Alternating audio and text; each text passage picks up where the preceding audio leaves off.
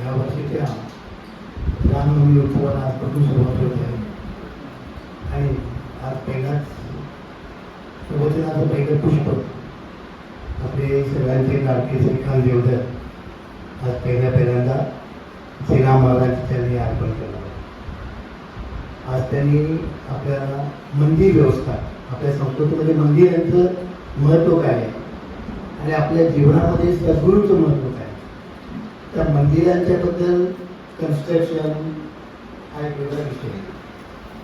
कसे असावे, कशा प्रकारचे असतात, किती प्रकार असतात, मंदिरांच्या आतली व्हायब्रेशन हा एक वेगळा विषय.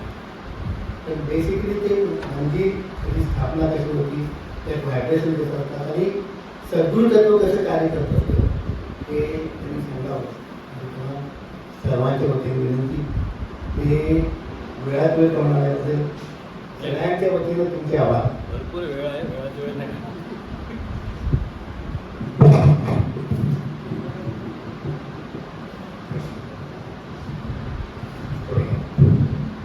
ऐकू येते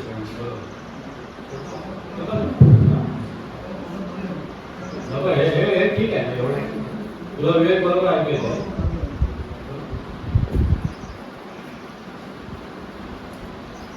प्रभू रामचंद्रांना साष्टांग नमस्कार करतो. श्री ब्रह्मचैतन्य सद्गुरू गुंडोलीकर महाराजांना साष्टांग नमस्कार करतो. आपल्या मंदिराचे मुख्य स्रोत परमपूजनीय श्री राम महाराजांना साष्टांग नमस्कार करतो. आपण सगळे एका जवळजवळ कुटुंबातलेच आहोत किंवा सगळे ओळखीचेच आहोत. म्हणून नेहमी प्रवचन मी काकांनी सांगितलं त्याप्रमाणे मंदिर ह्या विषयी बोलणार आहे आणि आपल्या सगळ्यांच्या जीवनात आपल्या पिढीत पुढच्या मागच्या मंदिर हा काय भाग आहे हल्लीच्या काळात हे थोडंसं बोलूया. आणि प्रत्येकाला गुरु मिळणं किंवा गुरु मिळाला तर किती फायदा होतो या थोड्याशा गोष्टी बोलूया. त्यापूर्वी इथे आम्ही जे बांधले गेलो श्रीराम महाराजांनी ते इतकं इंटरेस्टिंग आहे की कधी कधी आपण त्या घटनेचे सहकलाकार असतो किंवा त्याच्यात सम्मिलित असतो तेव्हा आपल्याला कळत नाही हे काय चाललंय. आणि जेव्हा त्याचा इतिहास होतो तेव्हा 20 वर्षांनी आपल्याला वाटतं आपण त्याच्यातले प्रमुख सहभागी होतो. असं काहीच या मंदिराच्या बाबतीत झालंय. या मंदिराचे मूळ निर्माण करणारे श्री विवेक आगरकर ते मला 10 वर्ष लहान आहेत. आम्ही एक रेग्युलर आपण कॉलेजमध्ये गेल्यावर अड्ड्यावर बसतो तसं त्याचं स्नेह नावाचं हॉटेल आहे नाट्यावर आणि त्याचा केटरिंगचा व्यवसाय आहे. आगरकर कुटुंबाची थोडीशी बॅकग्राऊंड गणपतीची आपलं मंदिराची आहे. हे मला तुम्ही परवाच सांगितलं आपलं चावडीवरचं जे गणपती मंदिर आहे त्याची गाडी वगैरे सगळी व्यवस्था केली, दागिने वगैरे आगरकर कुटुंबाकडे पूर्वी असायची. ही बॅकग्राऊंड सोडली तर विवेक आगरकरने आयुष्यभर हॉटेलिंग केलं, केटरिंग केलं आणि परवाच तुम्हाला असं सांगत होता की त्याच्या आयुष्यात तसं अध्यात्म वगैरे काही नव्हतं. म्हणजे पुढे मंदिराचं बोलणार आहे की आपल्या आयुष्यात आले मंदिर ही थोडीशी दूरची गोष्ट आहे. तसंच त्याचं होतं. पण काय गतजन्माचे योग म्हणा, त्याचं पुण्य म्हणा, श्रीराम महाराज त्याच्या आयुष्यात आले आणि मला तिने सांगितल्याप्रमाणे पनवेलला वडक्यांकडे ते यायचे तर तिथे त्याच्या मातोश्री प्रथम गेल्या आणि त्या अनुभवित झाल्या. नंतर विवेक गेला आणि अक्षरशः एखाद्या गोष्टी ज्या सहज होतात ना, हे महाराज कधी दाखवत नाही ते आपण काय करतोय. त्यांचा खूप मोठा प्लॅन असणार, ज्या प्लॅन मध्येच त्या आधी मीही बोलतोय. मी खरं गप्पा मारणारा माणूस पण ज्याचं प्रवचन करतोय हे तर त्यांच्या आज्ञेनेच असणार.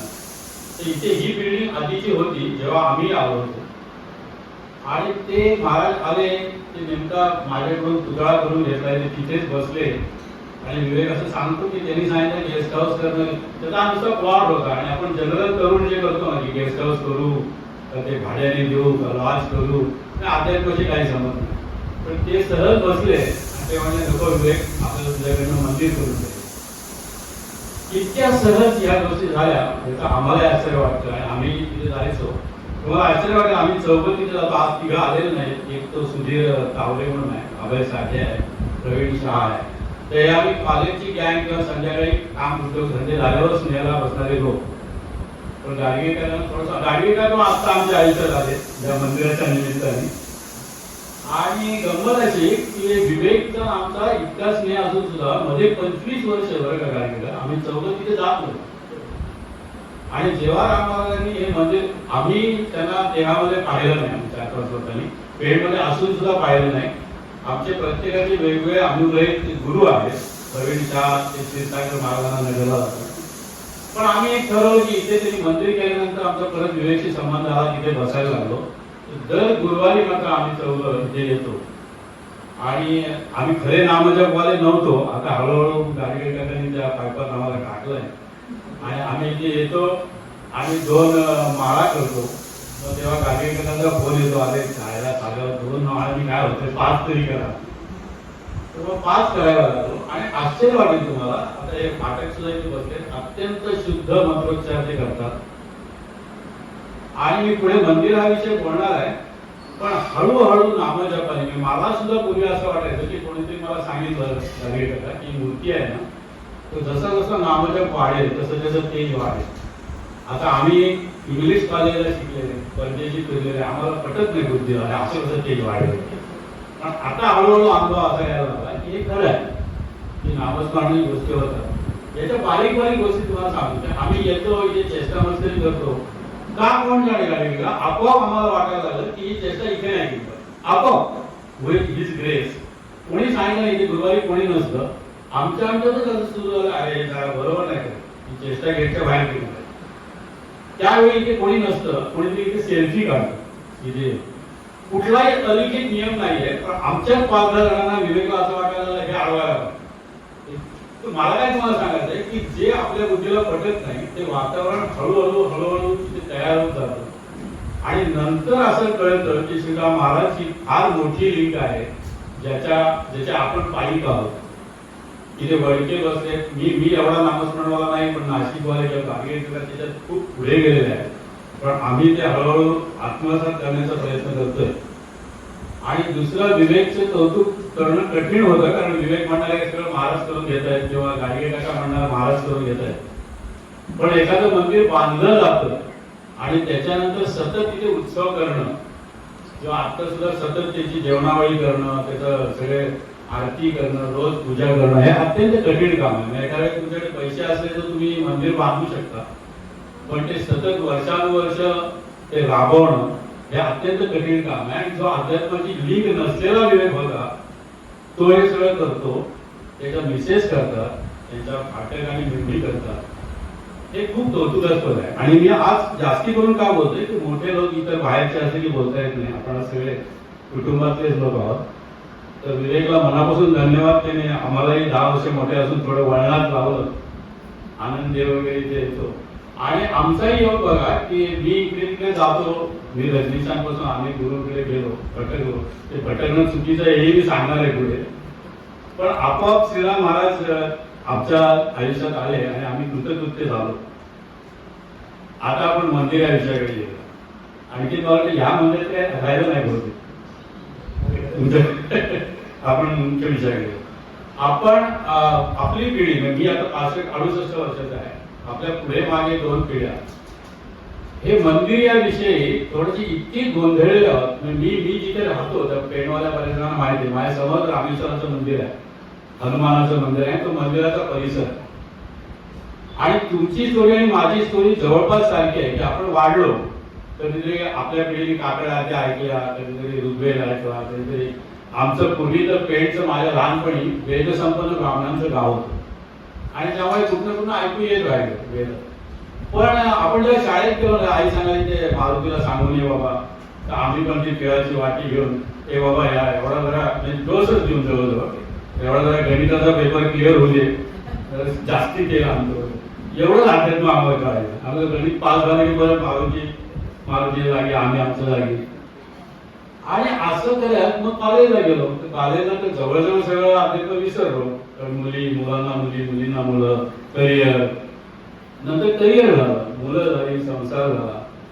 आणि मंदिर हा विषय एक नुसता काहीतरी बाजूचा एक विषय असतो. कधीतरी गेलं, एकादशीला गेलं आणि मनामध्ये आपण आधुनिक शिक्षण घेतलंय ना, त्यामुळे मनामध्ये असं झालं की मंदिर करिअर मध्ये काही उपयोगी येत नाही.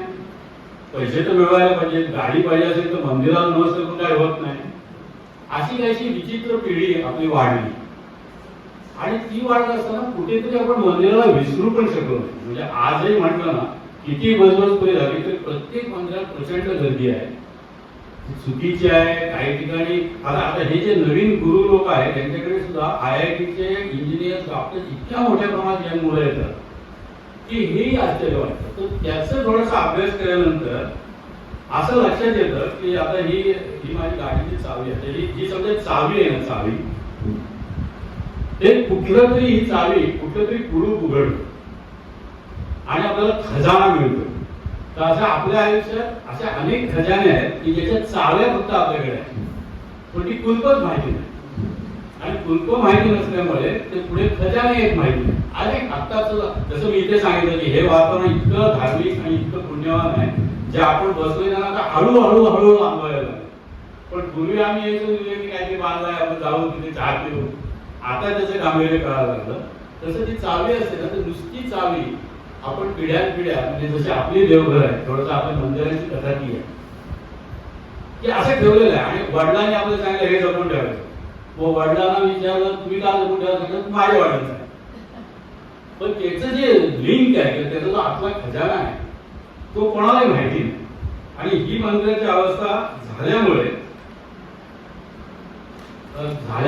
त्याची चावी म्हणून सुद्धा अर्थ राहत नाही. म्हणजे गंमत कसं आहे की कुलूपच अस्तित्वात नसेल तर हल्लीची पिढी काय सांगते, ते देवघर आहे, ते मेटलचे देव आहे, तुम्ही चावी तोडली निघणार आहे काय, आणून निघणार, मेटल निघणार, त्याची लिंकच नाही, कारण कुलूप आपल्याला माहिती. आता थोडा आणखी मंदिराचा आपण विचार करू की मनुष्य प्राणी हा जगातल्या इतर प्राण्यात वेगळा का आहे, तर तो कपडे घालतो हे एक कारण आहे. पण एक मोठं कारण असं आहे की मनुष्य प्राणी जिथे राहायला, डोंगरावर राहायला, खड्याखाली राहायला, आफ्रिकेच्या जंगलात राहायला, प्रत्येक जाती धर्माने कुठेतरी अशी गोष्ट केली की जे आपल्या घराच्या व्यतिरिक्त काहीतरी आहे. मंदिर आहे, मस्जिद आहे, चर्च आहे. इतर प्राणी आहेत ना, ते फक्त आपली गुहा करतात, आपली घरटी करतात, आपण आपल्यासाठी घर बांधतो. पण मंदिर ही कल्पना केवळ मनुष्य प्राण्यांनी निर्माण केली. आणि ती तर काय वर्ण टपकून पडली नसणार, त्याला काहीतरी आतमधून अनुभव असल्याशिवाय एखादी मोठी वास्तू, म्हणजे आपण खजुराहो बघतो, एकेकाची पुस्तकं एकेका व्हॉल्यूमची ज्या मंदिरावर जेवढं मला आत्ता बोलता येणार नाही. पण हे एवढं भारतात झालं आणि तेच पाश्चिमात्यांनी सुद्धा चर्च बांधली, पण त्यांचं लक्ष जास्ती सायन्सवर होतं, प्रॅक्टिकल लाईफवर होतं. आणि आपल्या पौरात्य लोकांचं लक्ष हे नेहमी आत्मिक होतं. त्यांना काहीतरी आत्मसमाधान प्रचंड मिळालं असणार अनेक ऋषीमुनींना. आणि त्यामुळे मंदिर ही कल्पना त्यांनी निर्माण केली आणि ती त्यांनीच निर्माण केली, मनुष्यानेच निर्माण केली. याचं थोडंसं दुसरं उदाहरण असतं की आपण घरामध्ये गेस्ट रूम ठेवतो. तर कोणी विचारलं की आता गेस्ट आहे का, तर नाहीये, तर तुम्ही ठेवता. याचं कारण का की कधीतरी तो गेस्ट येतो हे तुम्हाला आम्हाला माहिती. तसं आपल्या पूर्वीच्या लोकांना प्रत्यक्ष परमेश्वर येत असणार, सतयुगात तो प्रत्यक्ष परमेश्वर येत असणार, त्याच्याकरता ते बांधलेलं आहे, त्याला ते निवास आहे. आणि ते इतकं सायंटिफिक आहे, आता शास्त्रज्ञ थोडा त्याच्यावर विचार करतायत, ते इतकं सायंटिफिक आहे की आपली जी मूळ मंदिरांची कल्पना होती ना, ती ध्वनी निर्माण करण्यातून झाली. एक साधं उदाहरण सांगतो तुम्हाला. आपण ओम असं म्हटलं आणि हे जर पाण्याच्या वातावरणात बसून डोंगरावर म्हणतो, तो जो उच्चार आहे ना, त्याच्यातली एनर्जी आपल्याला मिळत नाही. म्हणून ऋषी मुनींनी बसून विचार करून दगडाची अशी मंदिर बांधली की जी क्षितिजा प्रमाणे अर्धवर्तुळाकार दिसतं. आपले जे हातले गाभा आहेत त्या अर्धवर्तुळाकार अशा करताय की त्याच्या आतमध्ये बसलेला ऋषी किंवा मुनी जेव्हा ओम मोठा उच्चार करतो तेव्हा तो अनेक बाउंड होऊन परत आपल्याला मिळतो आणि एक सर्कल तयार होतो. आणि ते सर्कल, तो ध्वनी हा इतका महत्वाचा आहे की त्याच्यामध्ये विद्युत पण. आणि मग असे अनेक प्रयोग केले गेले की अशी मंदिरं बांधली गेली. अजिंठा एलोरामध्ये एक असा स्तूप आहे की जिथे अनेक फोल्ड करून तो आवाज येतो आणि तुझ्यावर आघात करतो. म्हणजे आपले जे सेंटर्स आहेत ते खूप सायंटिफिक आहे, मी फार बरोबरच बोलतोय. त्या आघात शास्त्रावर आपली बरीचशी मंदिरं त्यांनी बसवली. इव्हन तिबेटमध्ये तुम्ही कधी गेला तर ते एक असं भांडण होतात अनेक धातूंचं आणि ते गोल फिरवायला लागतं 7 वेळा आणि त्याच्यावर लाकडाने एक ठोका देतात आणि मग त्यातनं आवाज येतो ओम मणिपद्म हुम. ते त्यांच्या पद्धतीने तो 7 वेळा तो तुमच्यावर आघात करतो आणि त्याच्यातलं एक वैशिष्ट्य असं आहे की जेव्हा ते वर्तुळ पुरं होतं तेव्हा तुमचे विचार थांबतात. तुम्ही कधी बघा, आजही मला कधी पालीच्या गणपतीला मी गेलो, आपोआप तुमचे विचार डिस्कंटिन्यू होतात आणि तुम्ही त्या झोनमध्ये जाता. तर तिथे अनेक वेळा ओमचा उच्चार करून करून एक वातावरण, जसं मी म्हटलं इथे आता ते वातावरण तयार होतंय, तसं ते इतकं क्रिएटिव्ह, इतकं डायनॅमिक वातावरण तयार होतं की त्याच्यावर खूप लोकांनी रिसर्च केला की त्याच्यात ध्वनी आहे, त्याच्यात विद्युत आहे. आणि ते होत असताना त्याचे हजारो प्रयोग झाले. ते काशी विश्वनाथ पूर्वीचे लोक जेव्हा पाश्चिमात्य पहिल्यांदा यायला लागले, आपल्याकडे कसं त्यांची चर्च आपल्याला माहिती नाही, आपली मंदिर असा एक काळ होता. हळूहळू ते लोक आपल्याकडे यायला लागले आणि त्यांनी पहिलं काय म्हटले की साला तुमचं फार अनहायजेनिक आहे. तर आतमध्ये खिडकी नाही, दरवाजा नाही, तो दरवाजा आहे तो पण छोटा आहे. आता त्यांना ते कळलं नाही की ओंकाराचा आवाज किंवा इतर मंत्रांचा आवाज परत आपल्यावर आघात करतो, आपली चक्र क्रिएट करतो. याचं संशोधन पाश्चिमात्यांनी केलं नव्हतं, त्यामुळे त्यांना हायजेनिक वाटत नव्हतं. आणि आपण जसं काय नवीन तरुण पालेला शिकलो नाही, आपल्यालाही ते वाटतं चायला ते बरोबर होतं, आपले पण मंदिरं बदलली पाहिजे. कारण का आपल्याला शास्त्रांची माहिती नाही. ब्रिटिशांनी मुख्य काम काय केलं असेल तर आपला मंदिर कॉन्सेप्ट तोडला संस्कृतीपासून, आणि त्यामुळे तुम्ही त्यांचे धार्जिणे राहा. एक साधारण 60-70 वर्षापूर्वी विशुद्धानंद म्हणून एक ऋषी वाराणसीला होते आणि तिथे ब्रिटिशांनी त्याला खूप छळलं. ते मंत्रोच्चारात आणि सगळ्यात खूप प्रसिद्ध होते. तर तिथे तरी ब्रिटिशांनी खूप छळलं की हे तुमचं बरोबर नाही, अनहायजेनिक आहे. तर त्यांनी काय केलं, म्हणजे तुम्ही साध्या 3-4 चिमण्या घेऊन माझ्या गर्भगृहात या, तुम्हाला दाखवतो आमची मंत्रांची ताकद. तर ते चिमण्या घेऊन गर्भगृहात गेले, थोडी तुम्ही बसा तिथे आणि सगळे सायंटिफिक कॅमेरे बिमेरे लावून रिसर्च, त्यांनी विशिष्ट प्रकारचे मंत्र म्हणले आणि ते चिमणी मिळेल. तुम्ही तपास, फक्त मंत्र नाही, काय केलं नाही ते मिळेल. 15-20 मिनिटं आले, अर्धा तास झाले, ते म्हणजे तुम्ही इथे बसा, हे रेकॉर्ड करा आणि परत मंत्र म्हणतो. ते जीवन दोन फडफडून गेले. ते सगळं ब्रिटिशांनी तिकडे नेलं की हे प्रकरण सोपं नाही, हे ध्वनी निर्मित आहे. आणि त्यामुळे हळूहळू आता गमत अशी झाली की इंडियातले आपण लोक भांगडा करतो रस्त्यावर जाऊन हरिद्वारच्या गंगेच्या, आणि ते लोक जास्ती सिरियसली वेद आणि सगळं उच्चारण करतात. म्हणजे वेदातला एमए मास्टर करायला आपल्याला जर्मनीत जायला लागतं, अशी परिस्थिती आता आहे. आता हे नुसतं ओम पुरतं आहे का, किंवा हे नुसतं काही मंत्रांपुरतं आहे का? तर पुढे वेद आले, उपनिषद आलं आणि सगळं जे वैदिक वाङ्मय आहे किती, आता मी एक तासात थोडंच बोलेन, पण हे किती महत्वाचं आहे बघा. आपली गुरु शिष्य परंपरा आहे.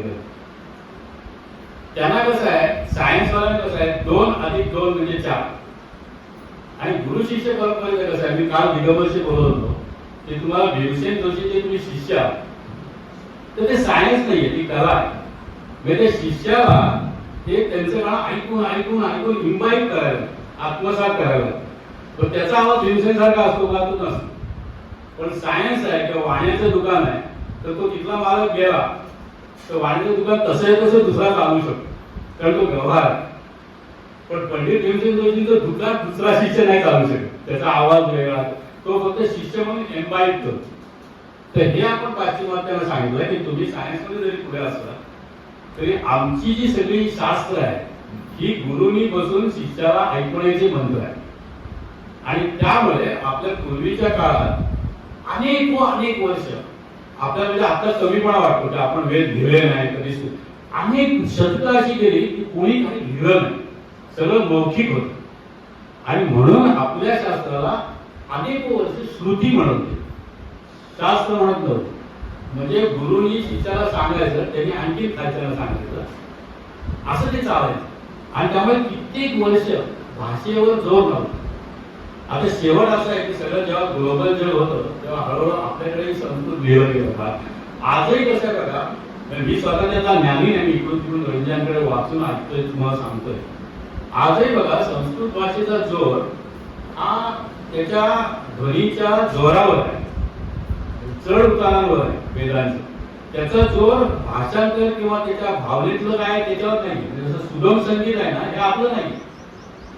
आपलं जे भीमसेन रागदारी गातात त्याच्यावर आहे. आणि सगळी रागदारी नृत्य हे त्या देवाला खुश करण्यासाठी मंदिरात निर्माण झालं.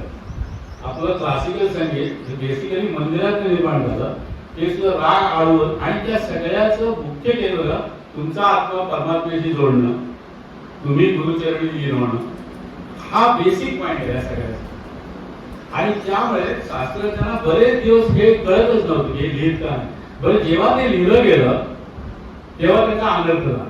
म्हणजे अजूनही आपले खरे जे मंत्र आहेत ना ते लिहिलेले नाही, किंवा गुरुजी लोक सांगतात की जे खरे मंत्र जे त्या त्या केंद्राला आघात करतात ते लिखित स्वरूपात नाही. त्याचं दुसरं कारण असं, आपल्या ओंकार किंवा ओम पणी मधून याला अर्थ नाही, याला आघात आहे किंवा आवाज आहे, याला अर्थाचं काही नाही.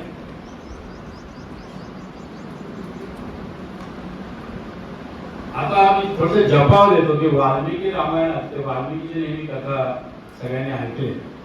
इथे सगळे नामस्मरणात खूप पुढे आहेत, नामजप करणारे लोक आहेत.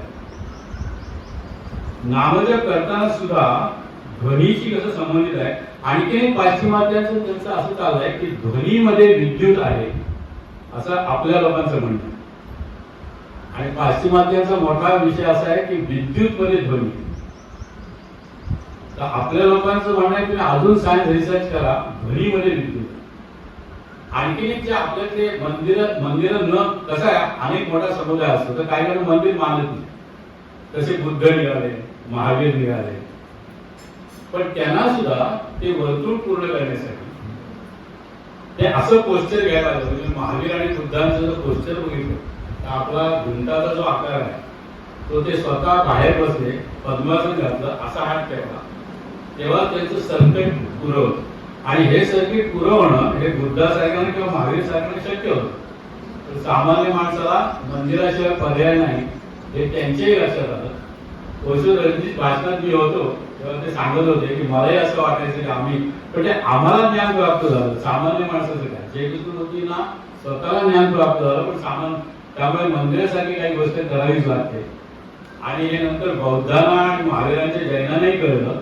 त्यांच्यानंतर 200 वर्षांनी त्यांना महावीराचे स्तूपच करायला लागले, बुद्धाची सुद्धा मंदिरच पाहायला लागली. तर अशी वैदिक शास्त्राची गंमत आहे. आता नामजपाचं मी सांगत होतो की वाल्मिकीची आपण एक चेष्टे म्हणून स्टोरी सांगतो तिथे मरा मरा म्हणाला. ऍक्च्युली एका लेक्चर मध्ये जयकृष्णमध्येच म्हणत होते तुम्ही जेव्हा राम राम राम राम करता ते सुद्धा फोनेटिक आहे. रा हा शब्द मोठा उच्चार व्हायला पाहिजे आणि मग त्याच्या पाठीने यायला पाहिजे. तर राम राम राम राम असं म्हणता म्हणता तुम्ही इतके तल्लीन होता की आपोआप त्याचं मरा होतं. आणि मराचा सायंटिफिक अर्थ असा आहे की तुम्ही स्वतः संपता.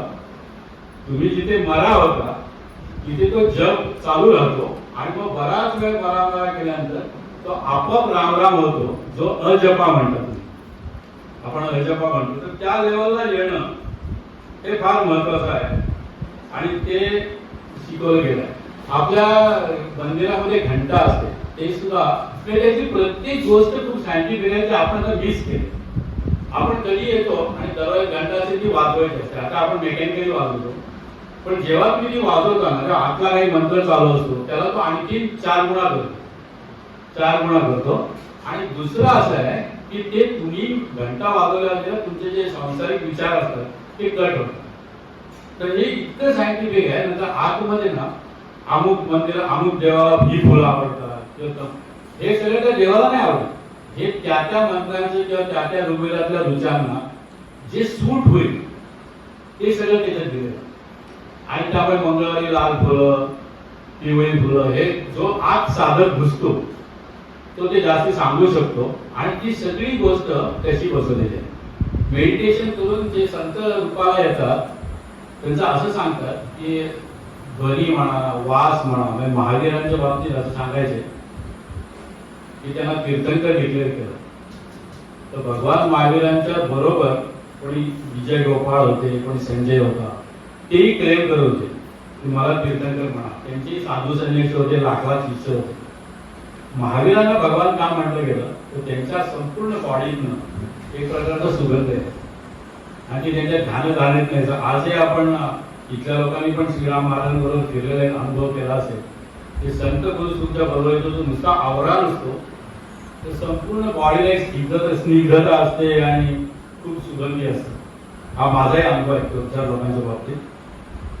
तर महावीरांना तीर्थंकर करताना या बाकीच्यांना नाकारलं का गेलं, तर त्यांचा सुगंध जो आहे तो त्यांचे जे मूळ पुरुष पार्श्वनाथ होते त्यांच्याशी मिळता जुळता होता. म्हणजे अनेक लोक त्या काळात पार्श्वनाथांना बघितलेले सुद्धा जिवंत होते. त्यांनी असं सांगितलं की नाही हे भगवान महावीर आहे, हेच फायनल आहे. तर आता आपण जे सुगंधित गोष्टी ठेवतो त्या ऍक्च्युली त्यांच्या संतांच्या आतून आलेल्या आहेत. आपण ज्याला आज्ञाचक्र म्हणतो ना, तिथे आपण चंदन लावतो. हा चंदन हा बाह्य उपचार आहे. ऍक्च्युली काय आहे की ते जेव्हा मेडिटेशनच्या अंतिम स्थितीत होते तेव्हा काहीतरी शीतल चंदनासारखं इथे वाटायचं आणि मग त्याला बाह्य त्याला बाजूचं वातावरण पण असं पोषक करावं की ज्याला आतून चंदन फुटत नाही निदान वरतून ते लावावं आणि त्या वातावरणात त्याला घोळावं. म्हणून हे सगळ्या उपाधी आपण निर्माण केल्या, लाल फुलं, इव्हन तिथे जाऊन ते थोडस ना अनेक मंत्रोच्चार, जसं आपला मूळ विषय होता की इथं ते वातावरण हळूहळू बनत चाललंय. तर अनेक मंत्रोच्चार झाल्यानंतर त्या इथे कसा आवरा तयार होतो त्या मंदिराचा. आणि तुम्हाला ज्याचे जिथे तिथे कनेक्ट असतं तिथे तर माझं स्वतःचं पाली गणपतीला खूप कनेक्ट वाटतं. तिथे तिथे एक मैलभर जवळपास गेलो की एकदम सगळं तुटतं, आपले विचार तुटतात, हे तुटतात आणि तुम्ही काय ते तुमचं गॅलरी जास्त म्हणून तिथे कनेक्ट. तर चंदन आणि बारीक बारीक गोष्टी किती महत्वाच्या आहे बघा. शास्त्रात येतात तेवढे तिथे गार वाटायला पाहिजे तर बर्फ लावा. तर बर्फ चालत नाही, कारण बर्फ हे मूळ उष्ण आहे, तात्पुरतं गार करतं. पण ते बर्फ आहे ते कातडीपर्यंत जातं आणि चंदन आतपर्यंत जातं आत्म्यापर्यंत. हे पाश्चिमात्यांना समजवतात आपले बरेच गुरु कामी आले. तर इतकं ते सायंटिफिक आहे प्रत्येक गोष्ट. तर त्याचा आपण आनंद मानला पाहिजे आणि आपण जे मुळात मंदिर ही गोष्ट विसरलोय त्याच्याशी थोडस निगडीत व्हायला दिवसेंदिवस पाहिजे.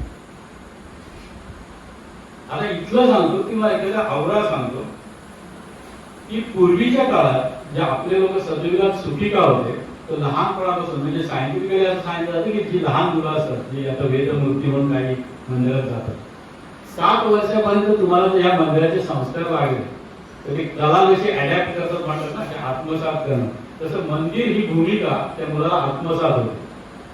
मी परवा ज्योतिषा आजच बोलत होतो की आपल्या पुढच्या पिढीला हे कट ऑफ झाले, म्हणजे परदेशी गेले हे गेले. आपलं सगळं संस्कार आहे त्यांना नुसतं दिसतं पण त्यांना मंदिराचा अर्थच कळत नाही, कारण ते कट ऑफ झाले. आपल्या आयुष्यात तिला आपण लहानपणाची ऐकले काहीतरी ऐकले तर थोडेसे निगडीत आहोत. त्यामुळे मी जे बोलतोय ते थोडंसं समजतं. म्हणजे ऍटमॉस्फिअर म्हणतात ना, म्हणजे ऍटमॉस्फिअर मधला ऍट काढला की तो स्फिअर बनतो. तर तो त्या मंदिराशी प्रत्येक मंदिराशी निगडीत आहे. आणि आता आता आम्हाला ते इथे जाणवायला लागला खूप मोठ्या प्रमाणात. आणि मंदिर हा त्या लहान मुलांना किंवा एखाद्या गावाला असा सेंट्रल पॉइंट होता की तो चोर सुद्धा असतो ना, चोर तो सुद्धा मंदिरात जाऊन सांगतो मला धंदा जरा बरा झाला पाहिजे. इतकं आपल्या सतयुगात लहान लहान मुलांच्या आयुष्यात असं होतं की परीक्षेला जाताना फेल झाला तरी तिथे जाणार, पास झाला तरी तिथे जाणार, 10वी अशी वाटली तरी मंदिरात जाऊन विचारणार बाई काय चालत आहे. इतकं मंदिर निगडीत होतं. तो भाग आपल्या आयुष्यातनं कट झाला. आणि आज आपण परत ती तरुण पिढीची विचार करते की ती मोकळेपणाने विचार करते की आपण थोडीशी दारू पिऊ हे करू. ती दारू 3 तासात उतरते आणि त्याच्याबरोबर ती बॉडीचा नाश करते. तर आता लोकांना वाटायला लागलाय. म्हणून या श्री श्री रविशंकर म्हणा, सद्गुरू वासुदेव म्हणा, की नवीन पद्धतीची मंदिरं त्यांनी निर्माण केली, मेडिटेशन सेंटर निर्माण केली. इथे तरुणांचा खूप मोठा वाटा इथे जातो आणि असतो. आता थोडस गुरुची का आवश्यकता आहे त्याच्याकडे थोडं वळतो. एक महावीरांचीच गोष्ट आहे. एक अट्टल चोर ती ज्या भागात होते तिथे होता आणि तो चोर कधीही लोकांना सांगून घरी चोऱ्या करायचा, इतका एक्सपर्ट होता. आणि कधी मिळायचा नाही कारण त्याला हे लागतं ना, काय म्हणतात विटनेस लागतो किंवा काय म्हणतो कोर्टाच्या वेळेस पुरावा. तर तो कधी मिळायचा नाही. सगळ्यांना माहिती होतं की हात चोरी करतो. तो मरताना कधी मुलाला सांगितलं आपला धंदा तुला वाचवायचा असेल आणि तो चांगला करायचा असेल की महावीर नावाचे जे भगवान आहे त्यांचं अर्ध वाक्य पण ऐकून होतं. त्यांच्या जवळपास गेलास तर आपला धंदा बसेल. तर तो त्यांनी तो आयुष्यभर पाळतो. आणि कधीतरी एका वनात जात असताना ते झटकन त्या आमराईतनं काहीतरी बोलतात ते ह्याचे कामात होतं अर्धवाक्य. तो म्हणला आयला पंचायत आहे. आणि गंमत काय होते पुढे महिनाभराने अख्खं राज्य त्याच्या पाठी असतं, पोलीस पाठी असतात. तर पोलीस त्याला पकडतात आणि मग ती पूर्वीची नार्को टेस्ट नसेल त्याला काहीतरी अफूल देतात काय देतात आणि त्याला 3-4 दिवस बेशुद्ध ठेवतात आणि मग त्याला सांगतात तो 7-5 दिवसांनी जागा होतो. मग त्याला नंतर हे बघ हे फायनल आहे, त्या सगळ्या अफसरा तुला घ्यायला आले, तू खरं सांगून टाक आता पण काय काय चोऱ्या केल्यास काय पण तर तुला स्वर्ग आहे. आणि जरा खोटं बोलत तर नरकात. तो पण कावरा जातो आयला हे सिच्युएशन तर चांगली आहे, खरं सांगून टाकावं स्वर्गात जावं. त्या क्षणी त्याला ते महावीरांचं अर्धवाक्य आठवलं. आणि ते काही असे ह्याच्यात बोलत असतात स्वर्गात कोण जातो नरकात कोण जातो. तर त्यांचं ते अर्धवाक्य असं असतं की स्वर्गात नेताना जे नेणारे असतात यमदूत त्यांचे पाय उलटे असतात. तर तो अर्ध पिसरी जागा होतो तो बघतो ह्याचे पाय तर सगळे गंड होते. आणि मग तो त्यांना सांगतो नाही मी काही केलंच नाही हो, मला कुठे तुम्ही नरकात नेताय, मी काही केलंच नाही, तुम्ही नरकात नेऊ शकत नाही, तुम्हाला काय करायचं ते करा. पुरावा नाही म्हणून राज्याला पोलिसाला त्याला सोडून द्यावं. तो इतका धावत येतो म्हणतो बापाचं तर विसरू देते भगवान महावीर कुठे आहे. आणि तो त्यांच्या चरणी जाऊन सांगतो की म्हणे अर्ध्या वाक्याने तो माझ्या आयुष्याच्या चोऱ्या बाजूला केल्या, तर तुम्ही पूर्ण वाक्य सांगा. मतलब असा की तो सगळा धंदा सोडतो आणि गुरुचरणी लागतो. तर आपल्याला आणायचे हे गुरु सापडले तर ते आपण समजून घेऊया. मला परवा व्हॉट्सअपवर हल्ली ते शिकायला येतं, पण गाडगी काहीतरी गोष्ट पाठवली ती पण ह्या संदर्भात धरून आहे म्हणून सांगतो. एक पिंजऱ्यातला पोपट असतो आणि तो सुंदर रामनाम घेतो. ते मला 4 दिवसापूर्वी पाठवले.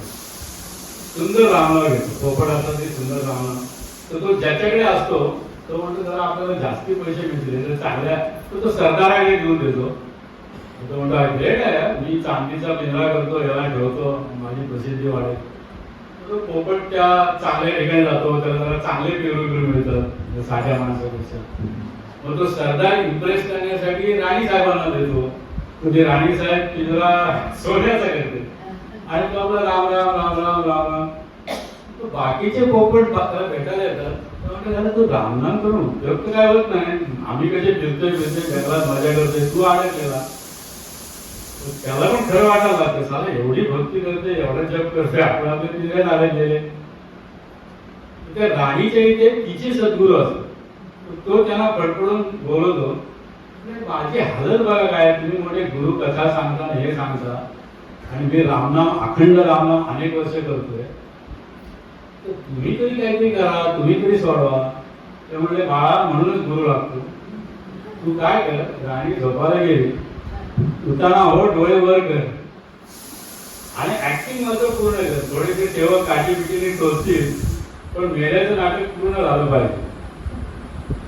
ते सेवक संध्याकाळी त्याला खायला पिला देतात, तो मोहात पडत नाही, उताना होऊन डोळे फिरवतो. अर्धा तास राहायला बघतात. राणी म्हणतात अहो गेला बिचारा सोडून द्या. जर पिंजऱ्यात तर सोडून देतात आणि त्यालाही गुरुचं मागणी कळतं. अशी दिसते. आणखीन एक माझ्या गुरु श्री मी अलीकडे सांगितलेला किस्सा लेक्चर मध्ये ऐकला. तो सांगतो की आपल्याला ना सगळ्यांना असं वाटतं आपण फार बुद्धिमान आहोत, पण आपल्याला पंचेंद्रियांनी दिलेल्या ज्या गोष्टी आहेत तेवढ्याच आत्मसात होतात. म्हणजे ते असं सांगतात की आपले डोळे एका प्रकारचे आहेत आणि एखाद्या मधमाशीचा डोळा आहे जो 360 डिग्री पाहतो. तिच्यासाठी सत्य वेगळं असतं आणि आपल्यासाठी सत्य वेगळं. आपल्याला असं वाटतं की आपलं सत्य आहे. तर तसं काही डायमेन्शन काही काळांना नाही. तर ते श्री नेम असं सांगत होते की एक मोठा समजा असा एक पाठ आहे पाण्याचा आणि 3/4 त्याच्यात साधं पाणी आहे आणि 1/4 मध्ये सगळ्या स्वर्गाच्या सुख सोयी. म्हणजे त्या माशांना म्हणजे सुंदर हिरवळ आहे, खायला भरपूर किडे आहेत आणि इकडचे मासे तडफडत फिरत असतात की मला तिकडे कधी जात आहे. आणि त्या पॉटच्या बाहेर जो असतो ना तो गुरु असतो, तो एक मनुष्य रूपात असतो ज्याचे डायमेन्शन जास्त असतात आणि त्या तर ते तडफडत असतात. पण काही जण त्याचे मासे आहेत ना ते यांच्या भाषेत शांत असतात, रामनाम करतात, रामनाम जपतात आणि मला तिकडे जायला मिळालं. आता गुरु काय म्हणतो जे शांत आहे जो एका ठिकाणी रामनाम करतोय त्याला उचलणं सोपं आहे ना.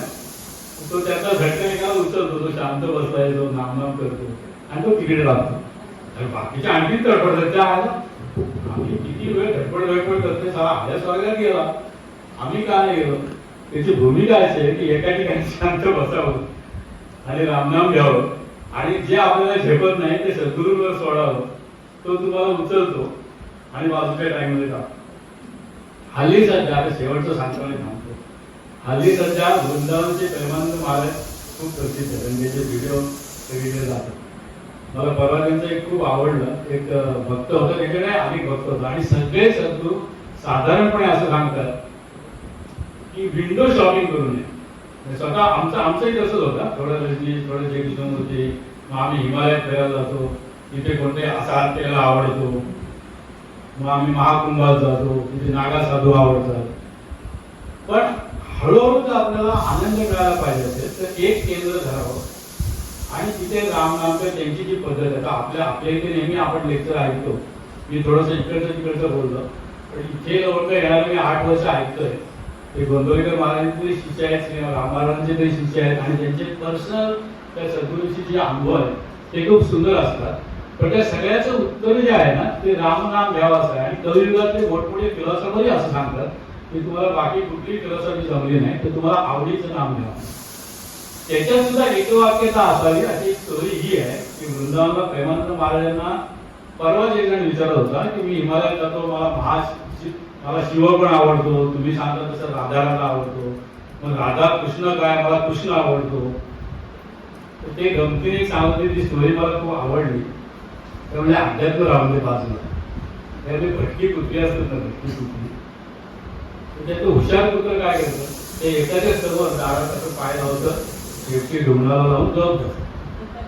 तुम्हाला एक दिवस तो मालक बघतो, आयला आत बसलाय, दुसऱ्याशी बघतो, आला नेहमी यायला लागला, म्हणजे दत्तगुरूंचा दिसतो, तो आतून भाकरी आणतो, भाजी आणतो, त्याला व्यवस्थित प्रसाद मिळतो, जेवायला लागतो. त्याचे जे मित्र कुत्रे असतात ते इथे बघतायत, तिथे फिरतायत, तिथे फिरतायत.